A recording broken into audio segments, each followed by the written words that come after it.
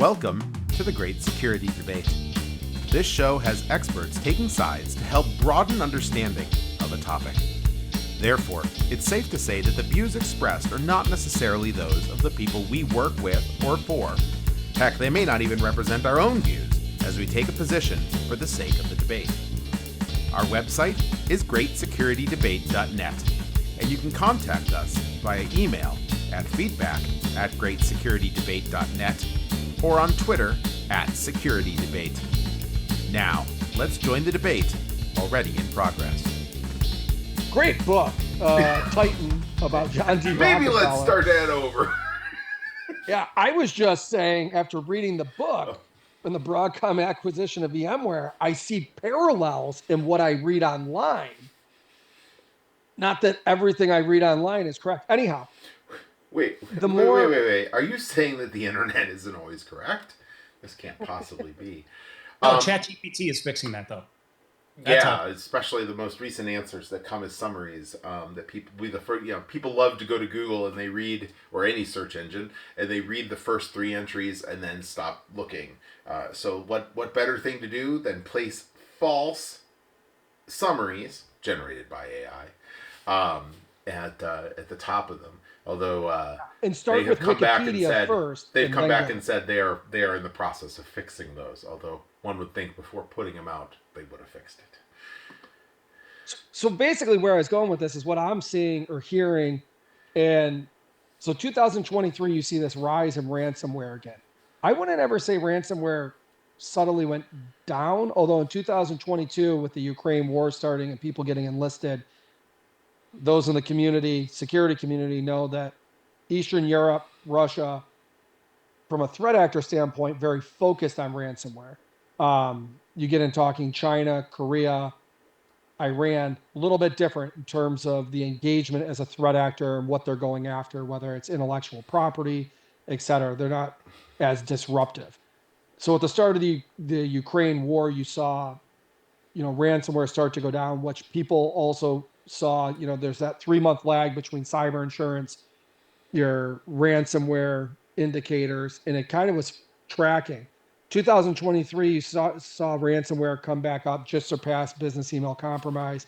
But this year, in the first 4 or 5 months, has been a massive number of high-profile ransomware targets, impacts. And what you're seeing, or at least what I'm seeing or extrapolating from this and the way some of these attacks have been carried out is, as companies, especially large companies that have been targeted, as you've improved your defenses, as you've added in, and I'll go through the acronym checklist, the EDRs, the SIMs, everything else that you put in place, right, from a security product standpoint, built up either services from the outside, et cetera. From what it sounded like and what I'm seeing in talking with different groups, is that there's actually a kind of a flipper, a focus on going after some of the vulnerabilities within the hypervisor, VMware, going after cloud security instances, knowing that as companies have started moving to the cloud, their cloud security isn't as mature as maybe what their on-prem security was and their ability to do network segmentation and other things, especially larger companies as they make that move. Is that true? When we talk about the fact that there will be changes from a threat actor perspective of what they go after. Why is that? They're going to find a way in, right? Like when water hits your house, no matter how many cracks you filled, somehow water will find a way, right? And that's the threat actor perspective as well. People talk about AI like, well, no, they're using AI. Guys, your security tools have been using AI for years, right? And it's only getting better there too, right? Yeah, Erik threw up the quotations. AI. So buzzword alert. Yeah, but the idea is that now the focus, right, is okay, what's the next point of entry? And when we find this, we're going to exploit it as fast as we can and in as many locations as we can. And the last month and a half, that's kind of what I'm seeing, hearing, some of the indicators popping up. And repeat offenses by the same 2 or 3 groups that are all Eastern European or Russian. And this really gets back to what we've talked about before on understanding the ebb and flow of different types of attacks, right? And if we take a macro view, this is one of the biggest issues I have with vulnerability management. We had a discussion at a dinner recently, and we were talking about the metrics going up to the board, right? And one of the debates was, do you give a macro number of vulnerabilities you have in your organization, which I would argue is a meaningless number. That means nothing. Agreed. It's just a number. Yeah. So we've started to go to, okay, how do I prioritize? What do I really care about? But in order to figure that out, that's where you're at, Brian, is you have to understand the attack landscape and what's actually transpiring. Because there's been a lot of vulnerabilities that have come out that sound super bad at a high level, and then you recognize that the level to exploit them or other controls that are in place, is it really that bad? Is that really where we should be focusing our time? But on something like hypervisor, right? If you're actively seeing that in the wild, that becomes an additive metric on top of a vulnerability that says, okay, now we're seeing this in wild. This is something we've got to take care of. So going back real quick, I'm going to take the opposite side as you were making comments about Broadcom and VMware. And with the disclaimer, not necessarily my view, but I think as we look at it from a business practice, that the technology space has an issue. As companies start up, it's all about customer growth, customer growth, customer growth. That does not necessarily equal profitability, right? That instead of a volume-based play that I have to have exponentially more customers, it can actually be more profitable to have less bigger customers and make much more money. And I think that's actually what they're looking at, that we could buy a company, shrink the base, only go after, call it whale hunting, right? And make way more money on that. Right or wrong, it's a business practice, right? It's an opposite view that we're not used to seeing in the security space. Yeah, as much as I hate it, I think you're right. I hate it because of the way that they end up treating their customers. And this is that the hate part is because of people being told, okay, this thing you've depended upon is now 7 times the cost. But now watch. My prediction now is because they're essentially shrinking market saturation of what was the ubiquitous tool out there, that creates market entrance. Absolutely. We're going to start seeing innovation on that side and new companies come into the fold, which, it'll be interesting to see how this plays out. I would imagine in the long term, this hurts them, that it's a short-term cash play. But now, as you start to get the eye of innovation going in, that you're going to have more agile companies come up that can do it better, faster, cheaper, and are going to start displacing some of their bigger customers. Well, this isn't a new model. This isn't a new model for them because they've taken and done this with, this is the same model they followed with Symantec. It's the same model CA used to follow. Remember Computer Associates? Yeah. CA used to follow when they would acquire things. You bring it in, you lop off the expensive, painful lower end of your customer base. Right. The ones that are truly entrenched, you charge them more, and they will pay because it is impossible for them to move. And they do get, they get to continue on what they're working on. I think always with an eye then at that point to know that they're probably going to move off of it. Because the one thing that comes along with it is, though, that they stop innovating in that space. Like, you won't see more innovation happening out of VMware or out of material innovation out of VMware. We didn't see any more out of Symantec after that acquisition happened.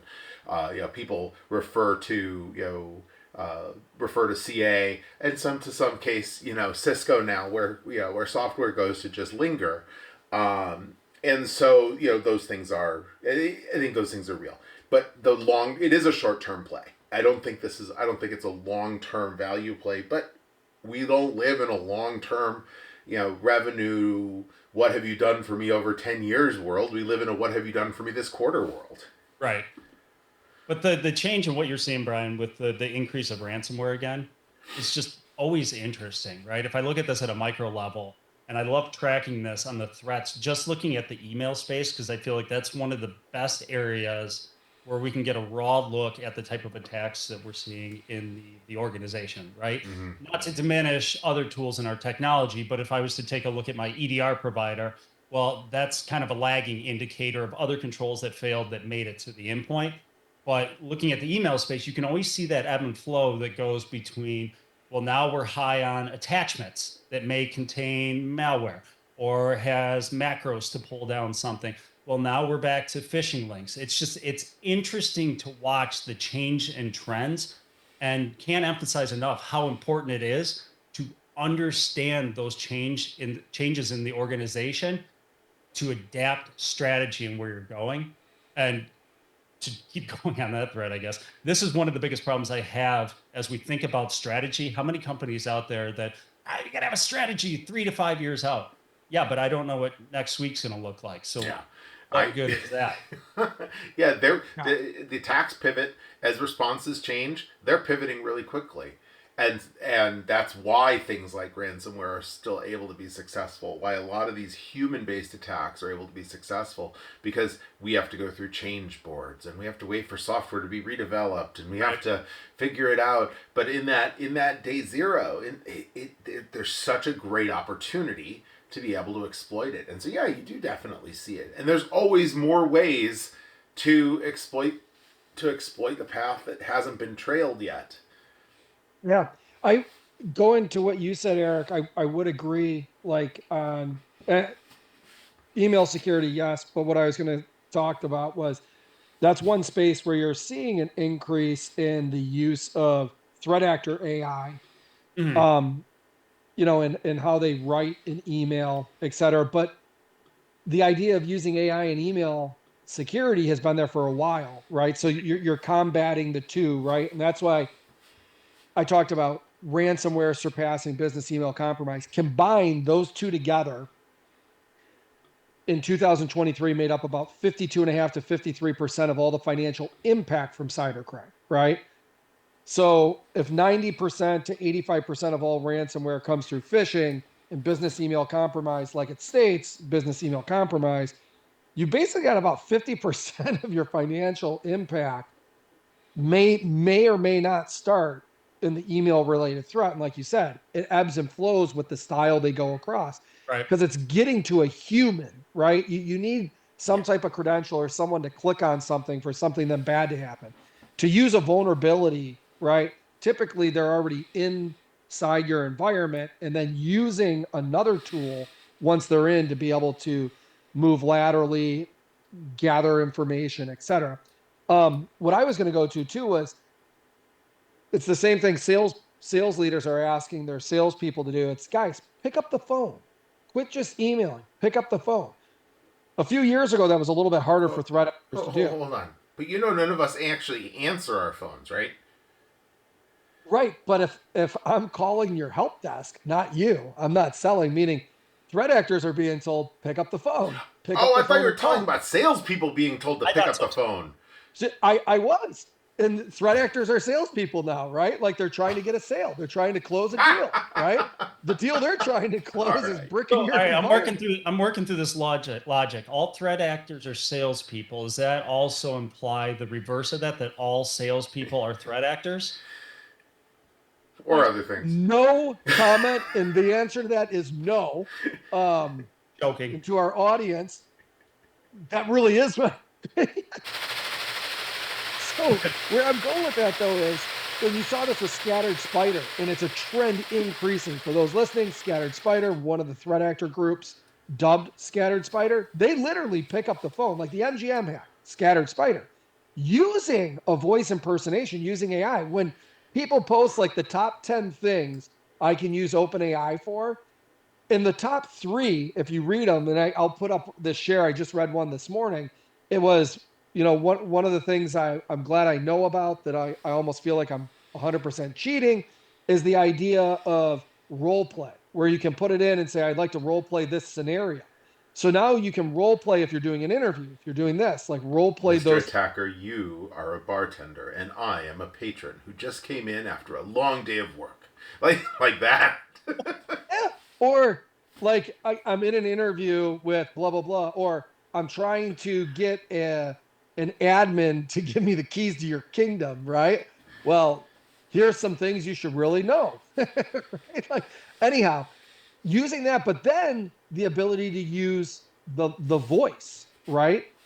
To be able to articulate and use this sounding voice of this person. And I mean, let's be honest, social media, you can basically look up a company's name, put in IT security or help desk or whatever, and you'll probably get 10 people at that large company because everybody has their profile on there, says where they live. They probably posted what game they were at last week, right? Or who they got together with. Right. And now you have a way to make a connection. This is why pig slaughtering, is a few $billion just out of the US. And for those listening too, pig slaughtering, I'm not referring to going out and cutting up a pig and having a roast. I'm referring to the little area between Myanmar and China and the ability to social engineer human beings to give you your life savings.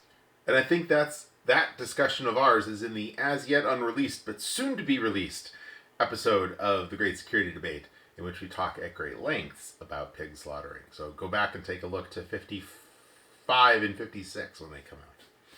But isn't this kind of a problem in and of itself, and how hyper-focused we are on stopping the compromise of a human? Not saying we shouldn't put any focus there, but this is where we start getting into compensating and mitigating controls, right, that are around it. That if we start to get into... Replace the human. But no, I'm not saying replace the human. But if we acknowledge somebody is always going to click, somebody is going to answer the phone call, somebody's going to give up a password, that is going to happen. I'm not saying we should stop training, right? This is not binary that, defeatist attitude, that because it's going to happen, we shouldn't do anything there. Mm-hmm. But as we start looking at trust models around that, all right, somebody's going to give up a password, but the only way that we allow access to where your documentation, is it in SharePoint? Where's email? Is it in Office 365? That it requires a trusted device. Now there's another level that, sure, I gave out a password, I gave out access to this, but they're missing the other piece of that, that they don't have the device necessary to get in, and it becomes another barrier. And I feel like that we don't, as an industry, we don't give enough credit for some of those controls being put in place, because those aren't the sexy controls, right? That we want to sell doom and gloom on, somebody's going to get attacked, somebody's going to get compromised.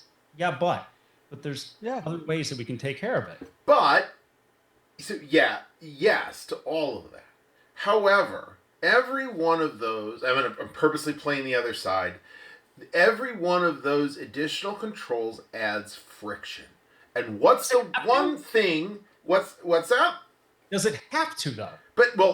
But this is the problem. We've been talking about this for years, the three of us, for like 5 years now, about the friction, the UX problem that security has, that privacy has. And it's not gotten any better.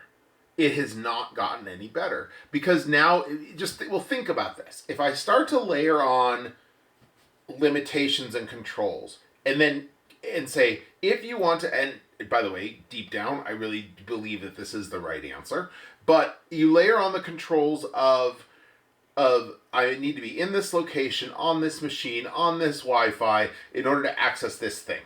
Oh, and have an MFA token, the right MFA token, etc. Now, layer that against a world in which these same people, not always just the security people or even the IT people, think about salespeople, think about marketing people, think about scientists that need to go do their job, and they're living in a world in which everything is made available to them everywhere all the time. And mind share, the mind share is that's the way things should operate. So they come into the office and they are hamstrung by when, where, and how they can do it. And the controls that are put in place are often done by people who don't do the job that they do.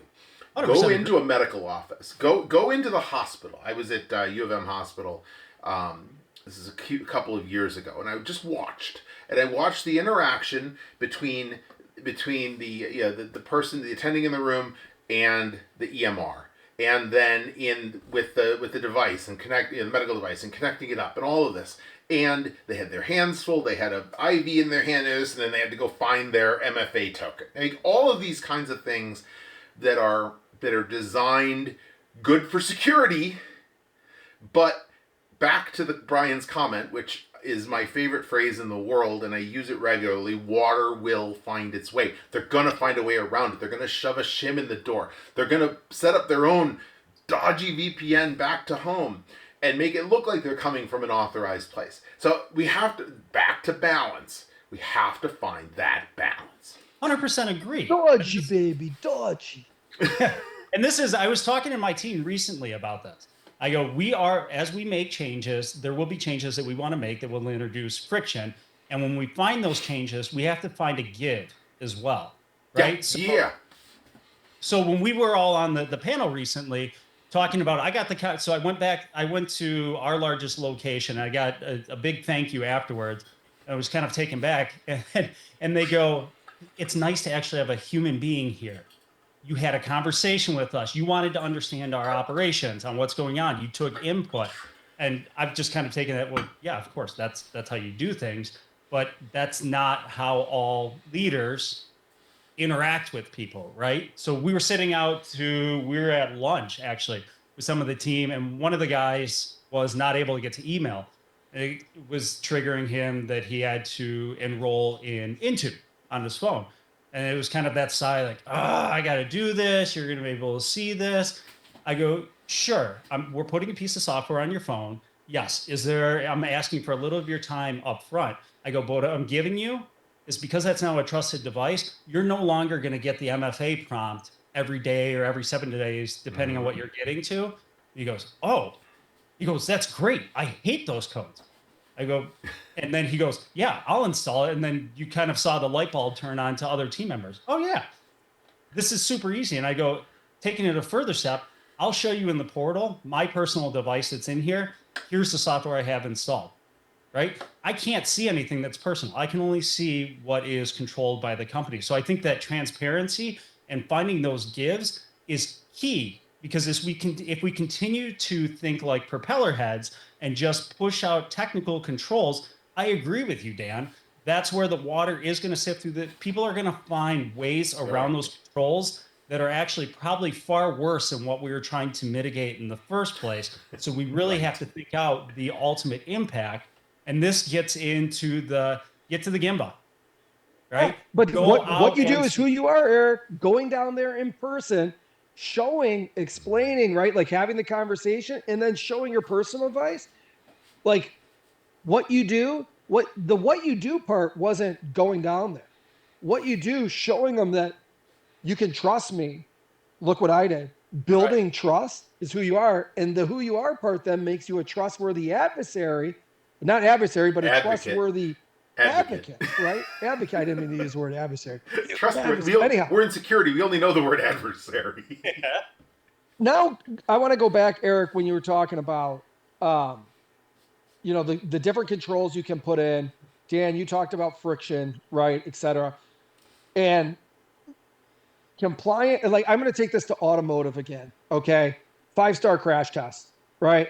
Like you could make the roads as safe as you want. Autonomous vehicles are going to reduce all crash down to 0 because all the cars will be able to communicate to themselves. And they'll be so expensive that only the top 5% of all of... Go ahead. Will they communicate with the kid who jumps out between the cars and crashes all 97 of them? They will, because the kid will be wearing a helmet that has all these sensors that actually is taking his brain waves and communicating it over. Everything you do is going to be strapped into technology, and all the NVIDIA chips will be on the helmet, the car, and everything else, and nobody will get hurt. Guess what? Dan, to your point, somebody will get hurt. 5-star crash test. That is one of the interesting things about those. You're talking about this on the software and being people-driven, though. And people are inherently flawed and will create flawed software, right? That if we look at an autonomous vehicle without naming the manufacturer's name that actually struck a person, they started to recognize, when we coded the AI to identify what is a human being, we identified it in the context of a person walking across a crosswalk. All of a sudden, you take the person outside of a crosswalk, well, that's not a person anymore, so the cameras never actually saw it. Right. So the guys that wear stop signs on their shirt, right? And like just turn around quick. Oh, that's a great idea. Oh, I gotta do that. So my point here is, we're not responsible for any decisions made by anybody listening to this podcast. Or by 100%. Dan. But what's the difference between a 5-star crash test rating versus just building a vehicle that's compliant to NHTSA? Well, they know that no matter what, somebody's going to walk out in front of someone. Someone's going to swerve into your lane, slam on their brakes, and you're going to crash into them. So, Eric, you were saying reduce the blast radius, right? How do you reduce the blast radius? Building in features where the front of the vehicle crumples down and then taking all the different angles you could hit from the side, putting in airbag systems. But the ability to absorb energy in this vehicle and that vehicle takes two vehicles, one that's stopped, one that's going 70 miles an hour, 50 miles an hour, and reduce the energy absorption down so the impact is more like 20 miles an hour. Like, Right. why when you hit a tree or a telephone pole with your car at 20 to 25 miles an hour is the car dead? Because that object doesn't absorb anything. Your entire vehicle doesn't. It takes the engine off the block. Don't know what a block is? Look it up. It's your engine. The vehicle's donezo, right? But when vehicle to vehicle with human beings in it, there's an absorption there of the energy. You're mitigating, right? Reducing the blast radius for the people inside. So how do you reduce the blast radius for the people in your company? How do you reduce the blast radius for your manufacturing OT? How do you do all that stuff, right? It's putting in not a million different point solutions, but saying, okay, how can we configure this in such a way where I know someone's going to end up clicking on something. I know some password is going to get stolen out there and somebody's going to have it, right? Someone's going to buy up someone's credential. At some point, somebody's going to come in. How do we reduce the blast radius, right? Like thinking about that from the network team and the security team working closer together, right? And you're starting to see a lot more of that in the last 2 years, right? And I won't even go into all of those acronyms. But when that perimeter started to fall, right, you start to look at how am I firewalling? What is SASE, right? Not even having that conversation now from the standpoint of what is this, but looking at the network in general and saying, okay, if we did things differently, how would we do that? And then there's companies that are going through this right now that whether it's a ransomware incident, big impact that built up, I'll call it tech debt, right? You became a behemoth over the years through acquisition. But in doing so, you ended up with X number of data centers. And they were running a hodgepodge of stuff, right? Like a bunch of really old stuff. And it was like, at one point, we're going to get rid of that, but not today. It's too costly. But then when something really bad happens, it's like, oh, wow, everything just burned to the ground. Well, now you got your reset button. But now let's start to think about the blast radius, right? Anyhow. Tech debt. That was a lot. Oh, there's like 9 different things I want to weigh in on there. I'll start at the end. So tech debt is risk management cop-out. That's my assertion on, we'll just chalk it up to tech debt. Guess what? It's it's a cop-out on risk management. We're just pushing it out. We're not really assessing it. We're just calling it tech debt, deferring it because it's too hard and going out there. I'll leave that. The other one on your one, I never ever thought that crash test ratings would be where the vein would come out on this one, Brian, but apparently they did.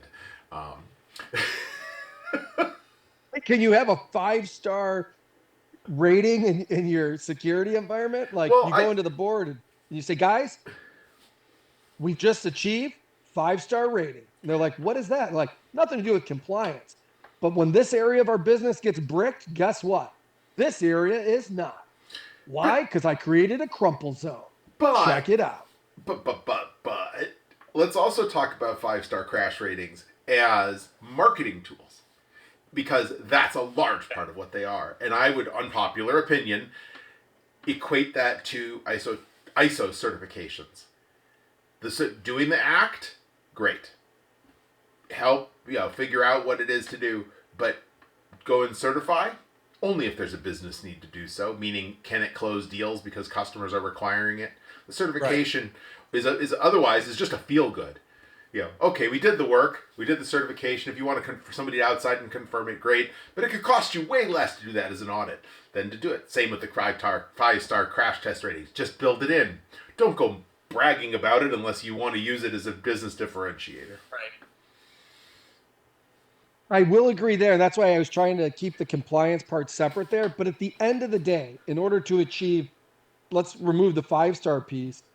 But in order to protect the individuals in the vehicle, you had to create areas where the structural integrity of the vehicle would absorb energy and reduce the impact to the rest of the vehicle, right? Mm-hmm. It's that give or take within your business from a security controls and framework standpoint.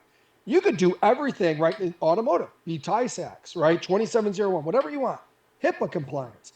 But that doesn't mean that you created areas that are going to go ahead and ebb and flow with the water, right? Like I was watching All Quiet on the Western Front last night, and I'd never seen it before. And it got me thinking, right? Like when they were bailing out the water from, so what I'm referring to is in World War One, they had all those trenches, right? And they're bailing out the water.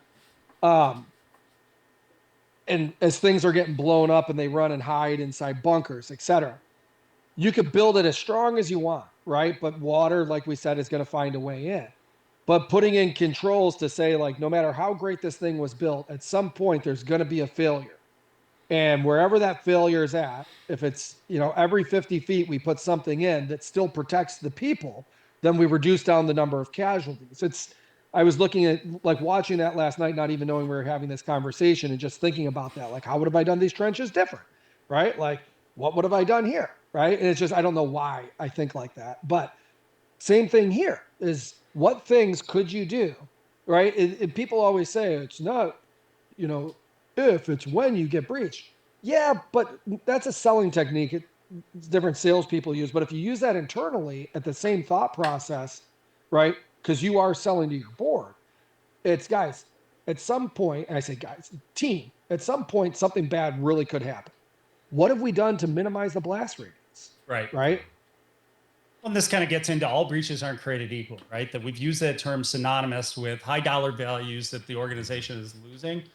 But yeah, you can have a breach using the B word that is an account got popped but containing it to, but they got this limited amount of data because they couldn't jump to anywhere else. And that's why it's become such an easy selling technique, because we've tied the word breach with, well, it cost them millions of dollars. It shut down all of these operations. So everybody is thinking worst case scenario, rather than kind of focusing on, well, we can contain the little incidents that are happening along the way. Because yes, incidents are going to happen. Sure. It's a fact of our lives. That's just what we do. But when you build something, you build it to the 100 years flood, let's say. Again, based on your risk management posture, you build to that this now. Maybe not the 500 years flood, although now lately we seem to need to be able to do that. Yeah. But you build to the 100 years flood amount, knowing that you've got headroom in the day-to-day stuff to be able to account for that, and the chance of crossing that threshold is pretty low. So I think it is good prudence to inform, but not use it as the scare tactic and say, right, 2.4 million per incident. You say the high is this, the average is this. We see a bunch like this, and talk to your board, talk to your leaders, talk to your business colleagues. Your colleagues across the organization, not like they're idiots. Bring them into the fold. Talk to them about the whole business case, not just the oh shit business case. Right. But I think, yes, I agree with you on building for the big events, the 100-year flood, but also... No, you assess. You assess for the 100 years flood. And use that as what you try and figure out how far along this you go. And that's the key word, is assess, right? Is actually understanding what is the impact, right? Because if we just say, all right, the 100-year flood is us giving up 1 million records. 1 million records based on this equals this dollar value.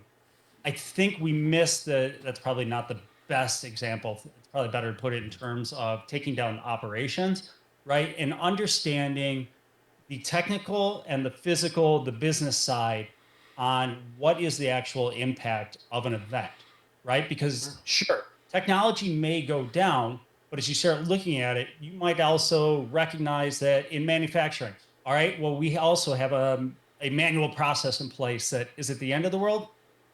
Probably not really, right? Going back to propeller head, I think you can get lost in just running your risk numbers based on the technology side and your thoughts of what the impact is rather than the actual business impact itself. Eric, what are my 2 favorite words at the end of any? It depends. No, the other 2 favorite words.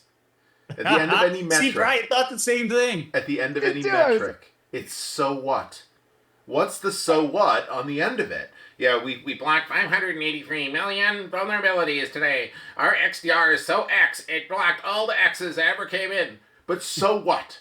So what? Does that mean I can sell more? Does it mean I can open new markets? Does it mean I can free up cash reserves and make them liquid? What does it mean? So what? Numbers are useless. Numbers are bullshit. Metrics are bullshit, which is why I don't bring metrics into board discussion. Again, unpopular opinion. It's a narrative about the state of the organization. It's about the threats that are coming, the things we need to do, and what security can do to enable or disable business from happening. That is modern. That's modern security leadership. It's not about we did this, which are valuable at the lower levels, but not at the high picture. I will challenge that a little bit, because I think, yes, I agree, metrics are BS, but that doesn't mean that we shouldn't use them, because I think if you use metrics, trends are impactful. That matters, because trends are not metrics, though. Sure, but the trends are based on the metrics. Yeah, like I said, they're still valuable within the organization to understand benchmarking, etc. But at the big picture level, scary numbers don't do the deal. Right. And to your point on the trends, numbers, and then you were talking like plan for the 100-year, 500-year storm.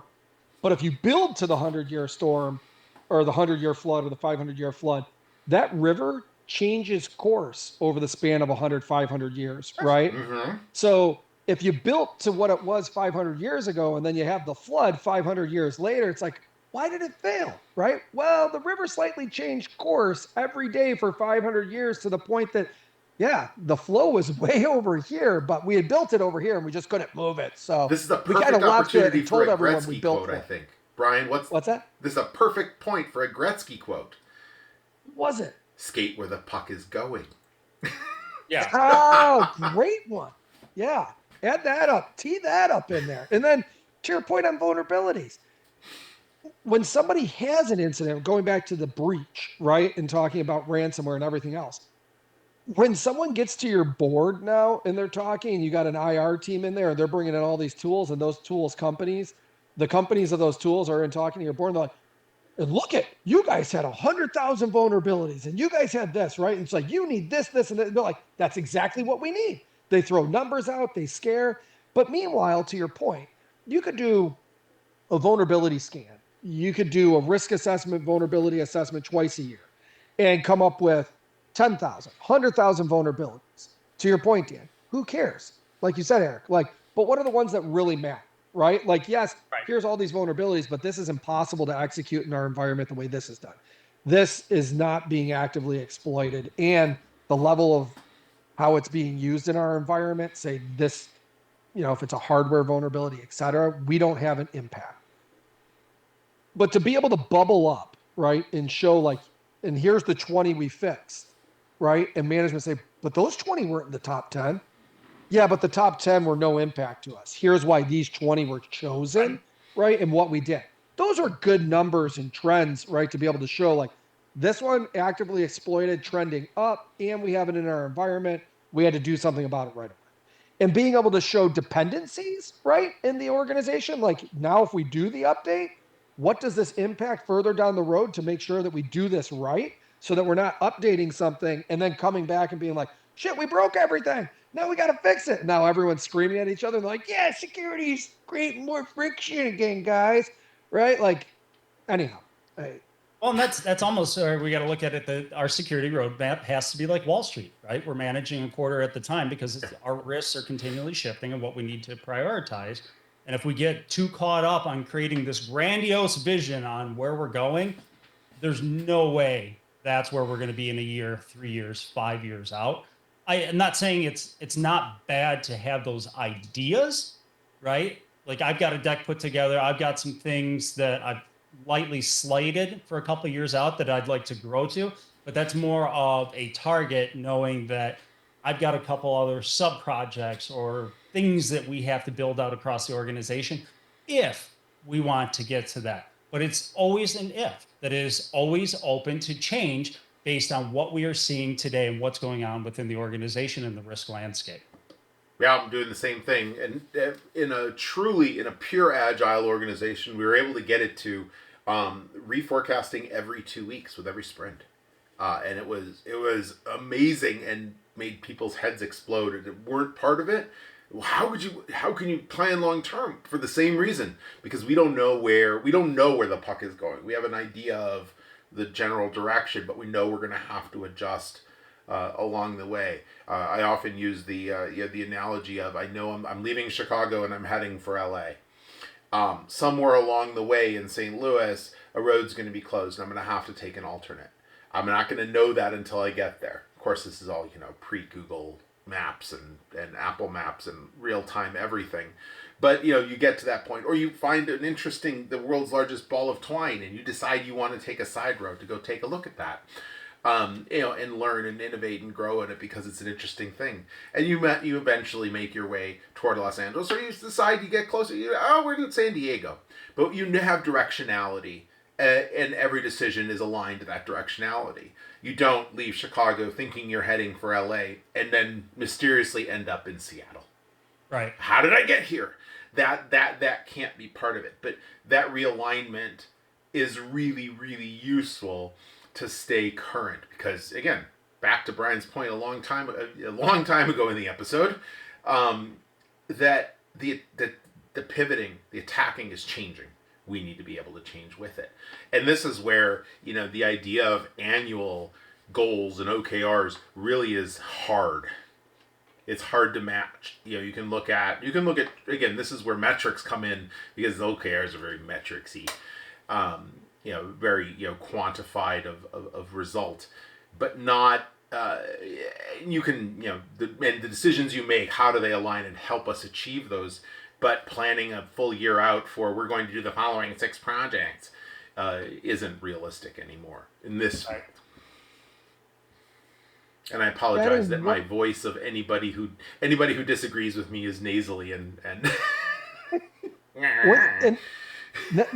going back to in the very beginning when we were talking VMware, hypervisor, and creating competition, and it'll be interesting to see what comes of it, because the same has been true in the security realm, right? Like the day that I shouldn't say the day that COVID occurred, when COVID occurred, and then you had this transition to work from home and how people work, created this new view of how you looked at the perimeter, right? You've seen all the firewall companies have to shift to understand the perimeter and how you could make every endpoint now a firewall, et cetera. I look at the VMware shift, and I mean, I'm not throwing a company name out there, but looking at a company here in Michigan it's not just about the hypervisor and the other aspects of VMware and data storage, but looking at network, compute, and storage, right? That, yeah, you could, their motto, and this is specific to Verge right here. Their motto in the beginning was, well, we're somewhat cheaper, right? But that really didn't matter, right? Because to change direction and do something that different, people weren't willing to do it. But to your point now, Eric, when you disrupt something enough and shake it up, like when COVID occurred, and you disrupt this, I agree with the standpoint for large business, where it's when people talk about the channel and VMware says, well, we don't want to do the services behind this anymore. We're going to leave that up to our top 20 or top 100 to do the services, and they're moving all their support over there too. Yeah, if I can somewhat agree with that, it sucks, but yeah. But the small data centers were already doing the services behind it. And now what you've done is ripped out their business model. So now they have to look at doing something different. And I think if there's any good that comes from this, and hopefully these small businesses survive, but now it's them looking at saying, hey, maybe it is a time to look at how we do the network, compute, and storage. Before it was all about the storage piece. But now if we really had to go back and rebuild this part of it, let's go back and look at network and compute, and maybe there's a better way to do this. And I look at the future of AI and the ability to go from 2 to 200 nodes or 2,000 nodes, and how you're going to have to spin that up and down. It's only going to make more sense over here to look at doing it differently. And maybe that's one of X number of companies that are, that are now going to get their shot. Well, this is to take one of your automotive analogies. This is lowering inventory on the manufacturing floor, right? Yeah. Essentially, by lowering the water here, that now we can start to see where the rocks are, which is going to force us to pivot and it's going to force some innovation on behalf of some of those smaller companies. I want to be optimistic that what we're going to see come out of this could be some industry shifts in how we do things. There could be a big benefit. We'll see. Time will tell. We'll see. What a great way to end it. Although I do have a hypervisor joke. Not a joke. More of a commentary. Oh, now I've completely ruined it. The idea was that in this era of grade inflation and title inflation, will the upcoming new title for supervisors actually become hypervisors? Yeah, I'm not a comedian. Thank you, Erik. Thank you, Brian. Another great security debate. And thanks to the listener. We really, really appreciate your being here. And we couldn't do it without you. We've got a new website, distillingsecurity.com. If you aren't already aware, the Great Security Debate has joined forces with Distilling Security. Distilling Security made up of the three of us. We were looking to branch out. And so in addition to the Great Security Debate, we've also brought MentorCore, historical episodes of MentorCore and we're going to start doing some events and other things. In fact, it's a great time to mention an upcoming event. It is on, if you are in the Michigan area, it is on July 18th in the Detroit area. And you can come to our website, distillingsecurity.com, and get more information about it. Brian, anything you want to share? Yeah, no, I'm actually really excited. It'll be our first in-person event. This is more a community event.